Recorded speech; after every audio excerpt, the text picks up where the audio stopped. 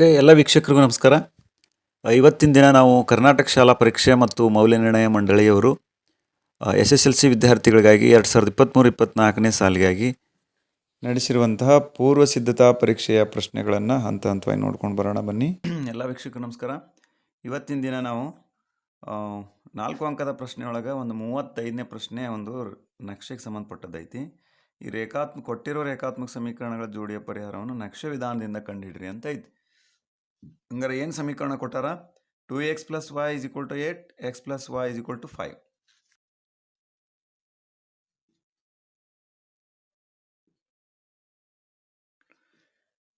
Okay, ಎರಡು ಸಮೀಕರಣವನ್ನು ಕೊಟ್ಟಾರಲ್ಲಿ. ಹಂಗಾರೆ ಎರಡು ಸಮೀಕರಣ ಮೊದಲು ನಮಗೆ ನಕ್ಷಾ ರೂಪದ ಮೊದಲನೇ ಹಂತ ಗೊತ್ತೈತಿ ನಮಗೆ ಏನು ಅಂತಂದ್ರೆ ನಾವು yಗೆ ಸಮನಾಗಿರೋ ಸಮೀಕರಣವನ್ನು ಮಾಡ್ಕೊಳ್ಬೇಕು ಅಂತ. ಓಕೆ, ಈಗ ಫಸ್ಟ್ ಒಂದನೇ ಸಮೀಕರಣ 2x + y = 8. ಇದನ್ನು yಗೆ ಸಮನಾಗಿರೋ ಸಮೀಕರಣ ಮಾಡಿಕೊಂಡ್ರೆ y = 8, ಈ 2x ಈ ಕಡೆ ಬಂದ್ರೆ -2x ಅಂದ್ರೆ ನಮಗೊಂದು ಸಿಸ್ಟಮೆಟಿಕ್ ಆಗಿ ಒಂದು ಇದು ಸಿಗ್ತೈತಿ ಅಂತ. ಓಕೆ, ಹಂಗಾರೆ ಇಲ್ಲಿ ನಾವು ಒಂದು ಬಾಕ್ಸ್ ಹಾಕ್ತಿದ್ದೀವಿ. 2 ಅಥವಾ 3 ವ್ಯಾಲ್ಯೂಗಳನ್ನು ನಾವು ಕಂಡುಹಿಡಿದ್ರೆ ಸಾಕು ಅಂತ ನಮ್ಗೆ ಗೊತ್ತೈತಿ. ಓಕೆ, ನಾವೊಂದು 3 ವ್ಯಾಲ್ಯೂ ಕಂಡು ಹಿಡ್ಕೊಳ್ಳೋಣ. ಹಂಗೆ ನಿಮ್ಗೆ ಗೊತ್ತಾಗಲಿ ಅಂತ ನಾನು 3 ವ್ಯಾಲ್ಯೂ ಕಂಡು ಹಿಡ್ತಿದ್ದೀನಿ. 2 ಆದರೆ ಇಟ್ ಈಸ್ ಎನಫ್. ಓಕೆ, ಹಂಗಾರೆ ಮೊದಲು ನಾವು x = ಇಲ್ಲಿ ಇದು ದೊಡ್ಡ ಸಂಖ್ಯೆ ಇರೋದ್ರಿಂದ ನಾನು 1ರಿಂದ ಪ್ರಾರಂಭಿಸ್ತೀನಿ. ಓಕೆ, x = 1 ಹಾಕಿದ್ರೆ ಏನಾಗುತ್ತೆ ನೋಡ್ರಿ, y = 8 - 2x, 8 - 2 × 1 ಅಂದ್ರೆ 2 1 2, 8ರಾಗ 2 ಹೋದ್ರೆ 6 ಉಳಿತು. ನೆಕ್ಸ್ಟು y = 8 - 2x ಎಷ್ಟು ಹಾಕೋಣ? 2 ಹಾಕೋಣ. 2 ಹಾಕಿದಾಗ ಎಷ್ಟಾಯ್ತು ನೋಡ್ರಿ, 2 2 4, 8ರ 4 ಹೋದ್ರೆ 4 ಉಳಿತು. 3 ಹಾಕೋಣ. ಓಕೆ, ನೋಡಲಿ y = 8 - 2 × 3, 8 - 6 = 2. ಇದನ್ನು ಮಾಡಿಬಿಡ್ರಿ. 2 × ಎಷ್ಟು ಹಾಕಿವಿ? 2 ಹಾಕಿವಿ. 8 2 4, 8ರ 4 ಹೋದ್ರೆ 4 ಅಂತ. ಓಕೆ, ಹಂಗಾರೆ 2 ಬಂತು. ಸಾಕು, 3 ವ್ಯಾಲ್ಯೂ ಕಂಡು ಹಿಡಿದ್ರೆ. ಇನ್ನು ಸೆಕೆಂಡ್ ಇಕ್ವೇಷನ್ ಐತಿ x + y = 5 ಅಂತ. ಇದನ್ನು ಕೂಡ yಗೆ ಸಮನಾಗಿರೋ ಸಮೀಕರಣವನ್ನು ಮಾಡ್ಕೊಳ್ಬೇಕು. 5 - x ಅಂತ. ಹಂಗಾರೆ ಒಂದು ಬಾಕ್ಸ್ ಹಾಕಿ ನಿರ್ದೇಶಾಂಕ ಬಿಂದುಗಳನ್ನು ಕಂಡುಹಿಡಿಯೋಣ. x ಆ್ಯಂಡ್ y 2 ಅಥವಾ 3 ಕಂಡುಹಿಡಿಯೋಣ. ಓಕೆ, ಹಂಗಾರೆ x = ನಾನು 0 ಹಾಕ್ತೀನಿ. ಏನಕ್ಕೆ 0 ಹಾಕಿದ್ರೆ 5 ಉಳಿತು. ಇಲ್ಲಿ 1 ಹಾಕ್ರಿ. 5ರಾಗ 1 ಹೋದ್ರೆ 4 ಉಳಿತು. 3 ಹಾಕ್ರಿ. 5ರಾಗ 3 ಹೋದ್ರೆ 2 ಉಳಿತು. ನಮಗೆ ಈಗಾಗಲೇ ಗೊತ್ತಾಗ್ಬಿಟ್ಟಿದೆ. ಈಗ x ಆ್ಯಂಡ್ y ವ್ಯಾಲ್ಯೂ ಏನು ಅಂತ ನಮಗೀಗ ಆಲ್ರೆಡಿ ಗೊತ್ತಾಗಿದೆ ಅಂತ ಅನಿಸುತ್ತೆ. ಯಾಕಂದ್ರೆ ಇಲ್ಲಿ 2 3 ಮತ್ತು ಇಲ್ಲಿ 3 2 ಮತ್ತು 3 2 ಎರಡೂ ಕಡೆನೂ ಕಾಮನ್ ಆಗಿರೋದ್ರಿಂದ ನಮಗೆ ಅದರ ವ್ಯಾಲ್ಯೂ ಸಹಜಕ್ಕೆ ನಮಗೆ ಗೊತ್ತಾಗಿದೆ ಅಂತ ಅನಿಸುತ್ತೆ. ಬಟ್ ಅದನ್ನು ನಾವೀಗ ರೇಖಾನಕ್ಷೆ ಹಾಕೋದ್ರ ಮೂಲಕ ನಾನು ಅದನ್ನು ಕಂಡು ಹಿಡ್ಕೊಂಡ್ಬಿಡೋಣ. ಓಕೆ, ಹಂಗಾರೆ ಸಿಂಪಲ್ ಸ್ನೇಹಿತರೆ, ಈ ಸಮನಾಗಿರೋ ಸಮೀಕರಣ ಮಾಡಿ XY ಬೆಲೆಯನ್ನು ಇದನ್ನು ಕಂಡು ಹಿಡಿದ್ರೆ 1 ಅಂಕ, ಇದನ್ನು ಕಂಡು ಹಿಡಿದ್ರೆ 1 ಅಂಕ, 2 ಅಂಕ ನಿಮ್ಗೆ ಇಲ್ಲಿ ಸಿಗ್ತಾವು ಇದನ್ನು ಈಸಿಯಾಗಿ ಮಾಡಿದ್ರ ಅಂತ. ಇನ್ನು ಇದನ್ನೇ ಬೇಸ್ ಇಟ್ಕೊಂಡು ನಾನು ನಕ್ಷೆ ಬಿಡಿಸ್ತಿದ್ದೀನಿ. ಮೊದಲ ನಕ್ಷೆ ಬಿಡಿಸ್ಬೇಕಾದಾಗ ನಿಮ್ಗೆ ಗೊತ್ತೈತಿ ಏನು ಮಾಡ್ಬೇಕಂತ ಹೇಳಿರಿ, ಸ್ಕೇಲನ್ನು ಹಾಕೋಬೇಕು. ಸ್ಕೇಲ್ = ಓಕೆ, ಏನು ಹಾಕೋಬೇಕು ಹೇಳ್ರಿ, 1 ಸೆಂಟಿಮೀಟರ್ = 1 ಯೂನಿಟ್ ಅಥವಾ 1 ಮಾನ ಕನ್ನಡದೊಳಗೆ. ಎಲ್ಲಿದು? x ಅಕ್ಷದ ಮೇಲೆ. Okay, same as per 1 centimetre = 1 ಮಾನ y ಅಕ್ಷದ ಮೇಲೆ. ಯಾಕೆ ನಾ ಒಂದೊಂದು ತೊಗೊಂಡೇನಿ ಅಂದ್ರೆ ಮ್ಯಾಕ್ಸಿಮಮ್ಮು x ಅಕ್ಷದ ಮೇಲೆ 3 ಐತಿ ಎರಡು ಕಡೆನೂ, y ಅಕ್ಷದ ಮೇಲೆ ಮ್ಯಾಕ್ಸಿಮಮ್ 6 ಐತಿ. ಹಾಗಾಗಿ ನನ್ನ ಗ್ರಾಫ್ನ ವ್ಯಾಪ್ತಿ ಒಳಗೆ ನನಗೆ ಈ ನಂಬರ್ಸು ಇಲ್ಲಿ ವ್ಯಾಪ್ತಿಯೊಳಗೆ ಒಳಪಡೋದ್ರಿಂದ ನಾನು ಈಸಿಯಾಗಿ ಅದಕ್ಕೆ 1 ಸೆಂಟಿಮೀಟರ್ = 1 ಸೆಂಟಿಮೀಟರನ್ನು ತೊಗೊಂಡಿದ್ದೀನಿ. ಈಗ ಮುಂದೆ ಏನು ಮಾಡ್ಬೇಕು ಹೇಳ್ರಿ, ಸಿಂಪಲ್, ವೆರಿ ಸಿಂಪಲ್. x ಅಕ್ಷ ಮತ್ತು y ಅಕ್ಷಗಳನ್ನು ಎಳ್ಕೊಳ್ಬೇಕು. ಈ ಎಳ್ಕೊಳ್ಳೋದಕ್ಕಿಂತ ಪೂರ್ವದೊಳಗೆ ಎಕ್ಸಲ್ಲಿ 3 ಮ್ಯಾಕ್ಸಿಮಮ್ ಐತಿ, ಹಂಗಾರೆ ಎಲ್ಲಾದರೂ ಓಕೆ. y ಒಳಗೆ 6 ಮ್ಯಾಕ್ಸಿಮಮ್ ಐತಿ, ಹಾಗಾಗಿ 6 ಸೆಂಟಿಮೀಟರನ್ನು ಬಿಟ್ಟು, ಓಕೆ, ಅಂದಾಜು 6 ಸೆಂಟಿಮೀಟರ್ ಬಿಟ್ಟು ನಾನು ಹಾಕ್ತಿದ್ದೀನಿ. ಏನು ಇದು ಒಂದು ಅಳತೆ ಮೆಜರ್ಮೆಂಟ್ ಕೂಡ ಇಂಪಾರ್ಟೆಂಟ್ ಅಂತ ಬರುತ್ತೆ. ಓಕೆ, ಇಲ್ಲಿ ಇದು ವಾಯ್ ಅಕ್ಷ,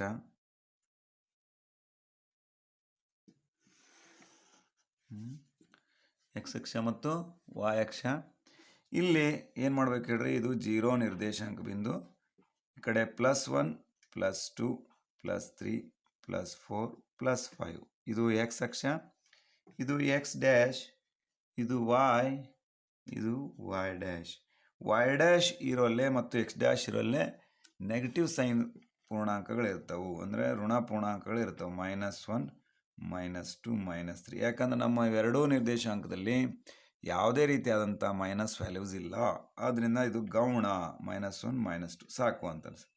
ಬಟ್ ಇಲ್ಲಿ +1 +2 +3 +4 +5 +6 +7 ಅಂತ ಮ್ಯಾಕ್ಸಿಮಮ್ ನಮಗೆ ವಾಯ್ ಆಕ್ಷನ್ ಮೇಲೆ 6 ಐತಿ. ಇಟ್ ಈಸ್ ಇನಫ್ ಅಂತ. ಈಗ ಇಲ್ಲಿರುವಂತಹ ಈ ಬಿಂದುಗಳನ್ನು ನಾವು ಏನು ಮಾಡ್ತೀವಿ, ಗುರುತಿಸ್ತಾ ಹೋಗ್ತೀವಿ. ಮೊದಲನೇ ಸಮೀಕರಣದ ಈ ನಿರ್ದೇಶಾಂಕ ಬಿಂದುಗಳನ್ನು ಗುರುತಿಸೋಣ. ಎಕ್ಸ್ ಅಂದರೆ 1 ಏನೈತಿ, ವಾಯ್ ಅಂದರೆ 6 ಐತಿ. ಅಂದರೆ ಇದರ ನಿರ್ದೇಶಾಂಕ ಯಾವುದಾತಂದ್ರೆ 1 6 ಅಂತ ಆಯಿತು. ಓಕೆ, ಹಾಗಾಗಿ ಎಕ್ಸ್ ಅಂದರೆ 1, ವಾಯ್ ಅಂದರೆ 6 ಐತಿ. 6 ಇಲ್ಲೇ ಇದೆ ನೋಡ್ರಿ, ಇದೇನಿದು ಎಕ್ಸ್ = 1 and 6 ಅಂತ ಇದ್ರದ್ದು.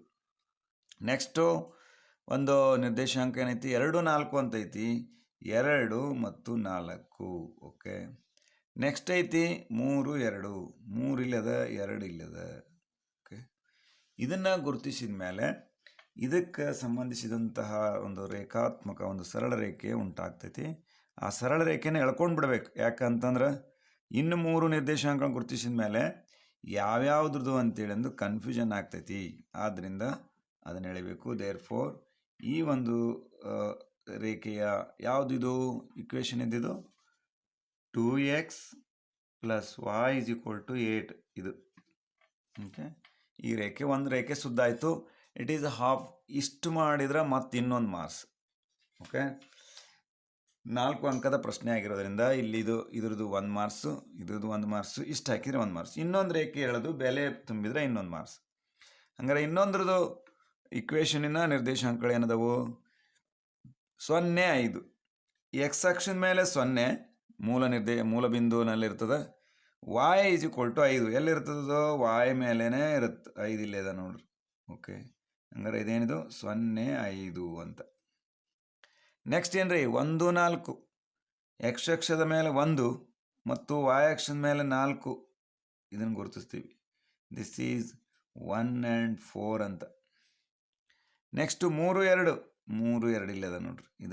ಇದೇನು 3, 2 ಇದು ಆಗಲಿದು 2, 4 ಅಂತ. ಓಕೆ, ಈಗ ಈ 3 ನಿರ್ದೇಶಾಂಕ ಬಿಂದುಗಳನ್ನು ಕೂಡಿಸಿದಾಗ ಒಂದು ಬಿಂದುವಿನಲ್ಲಿ ಛೇದಿಸ್ತಾವೆ.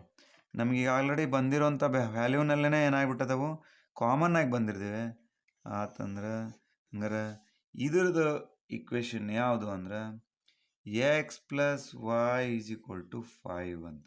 ಈ ಒಂದು ಸರಳ ರೇಖೆ ಇತ್ತು ಅಂತ. ಓಕೆ, ಹಂಗಾರೆ ಇವೆರಡೂ ರೇಖೆಗಳು ಒಂದು ಬಿಂದುವಿನಲ್ಲಿ ಛೇದಿಸಿದ್ವು. ಈ ಬಿಂದುವಿನಲ್ಲಿ ಉಂಟಾಗುವ ನಿರ್ದೇಶಾಂಕಗಳೇ ಇಲ್ಲಿ ಎಕ್ಸ್ ಮತ್ತು ವಾಯ್ನ ವ್ಯಾಲ್ಯೂಗಳು. ದೇರ್ಫೋರ್ ಹಂಗಾರೆ ಇಲ್ಲಿ ಎಲ್ಲಿ ಛೇದಿಸಿದ್ವು ರೀ, ಇದನ್ನು ನಾವು ಡಾಟ್ ಲೈನ್ ಹಾಕೋದ್ರ ಮೂಲಕ ಈ ನಿರ್ದೇಶಾಂಕವನ್ನು ತೋರಿಸ್ಬೇಕು. ವಾಯ್ ಎಕ್ಸ್ ಅಕ್ಷದ ಮೇಲೆ ಎಷ್ಟೈತ್ರಿ, 3 ಐತಿ. ದೇರ್ಫೋರ್ x, y = ಏನೈತಿ, x = +3 ಐತಿ, y = ಎಷ್ಟೈತಿ, 2 ಐತಿ. ನೋಡ್ರಿ, ಗುರುತಿಸ್ರಿ ಇಲ್ಲಿಗೆ, ಈ ಪಾಯಿಂಟ್ಗೆ 2ಕ್ಕೆ ಬರ್ತದೆ ಅಂತ. ಈ ಒಂದೊಂದು ವೇಳೆ ನಿಮಗೆ ಕನ್ಫ್ಯೂಷನ್ ಆತಂದ್ರೆ ಈ ಡಾಟ್ ಲೈನ್ಸನ್ನು ಹಾಕೋದ್ರ ಮೂಲಕ ನಿಮಗೆ ಇದು ಯಾವ ನಿರ್ದೇಶಾಂಕ ಅಂತ ಗೊತ್ತಾಗ್ತೈತಿ, +2. ದೇರ್ಫೋರ್ ಹಂಗಾರೆ ಈ ರೇಖಾನಕ್ಷೆಯ ಮೂಲಕ ನಾವು ಎಕ್ಸ್ ಮತ್ತು ವಾಯ್ ವ್ಯಾಲ್ಯೂ ಏನದ ಅಂದ್ರೆ +3 and +2 ಅಂತ ಇಲ್ಲಿ ಹೇಳ್ಬೋದು. ಹೀಗೆ ಸ್ನೇಹಿತರೆ, ಮೊದಲು ನಿಮಗೆ ಇದನ್ನು 2 ರೀತಿಯಿಂದ ಮಾಡ್ಬೋದು. ಇದು ನಾನು ಒಂದು ರೀತಿಯಿಂದ ಮಾಡಿ ತೋರಿಸ್ದೆ. ಇಲ್ಲಿ ಎಕ್ಸ್ ಮತ್ತು ವ್ಯಾಲ್ಯೂಗಳನ್ನು ನಾನು ಎಕ್ಸ್ ಹಾಕಿನೇ ವಾಯ್ ತೊಗೋಬೇಕು ಅಂತ ಏನಿಲ್ಲ. ನನಗೆ ನನ್ನ ಒಂದು ಸರಳತೆ ಈಸಿ ಆಗಲಿಕ್ಕೆ ನಾನು ಇದನ್ನು ಮಾಡಿಕೊಂಡಿರುವಂಥದ್ದು. ನೀವು ನೇರವಾಗಿ ಇದೇ ಸಮೀಕರಣದೊಳಗೆ ಹಾಕಿ ಸಮೀಕರಣವನ್ನು ಬಿಡಿಸ್ಬೋದು. ಹೇಗೆ, ಎಕ್ಸ್ ವ್ಯಾಲ್ಯೂ ಹಾಕ್ಬೋದು. x = 1 ಹಾಕಿದ್ರಿ ಅಂದ್ರೆ 2 ಒಂದಲೇ 2 y ಇಸ್ ಈಕ್ವಲ್ ಟು ಈ 2 ಈ ಕಡೆ ಬಂದರೆ 8 8 ಮೈನಸ್ 2 ಅಂದರೆ 6 y ಇಸ್ ಈಕ್ವಲ್ ಟು 6 ಬರ್ತದೆ. ಇಲ್ಲಿನ ಹಾಕ್ಬೋದು, y ಬೆಲೆ ಹಾಕಿ ನೀವು x ಬೆಲೆ ತೊಗೋಬೋದು.